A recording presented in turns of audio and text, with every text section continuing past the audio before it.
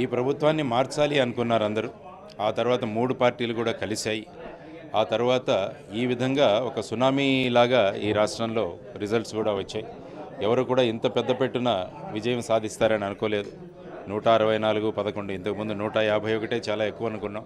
ఇప్పుడు 164 వచ్చాయి. కాబట్టి ప్రజలు చూపించిన ఈ నమ్మకం ఏదైతే ఉందో ఆ నమ్మకాన్ని ఖచ్చితంగా ఏర్పడబోయే ప్రభుత్వం నిలబెట్టుకుంటుందని మేమందరం అనుకుంటూ, కేంద్రంలో 3వసారి నరేంద్ర మోడీ గారి నేతృత్వంలో ఏర్పడబోతున్న ఎన్డీఏ ప్రభుత్వం కూడా మన రాష్ట్రం కోసం విశేషమైన కృషి చేస్తుందని మేము మనస్ఫూర్తిగా కోరుకుంటున్నాం. వారు ఎక్కడ నిలబడ్డారో 21 సీట్లు, ఆ 21 సీట్లు కూడా ఘన విజయం సాధించారు.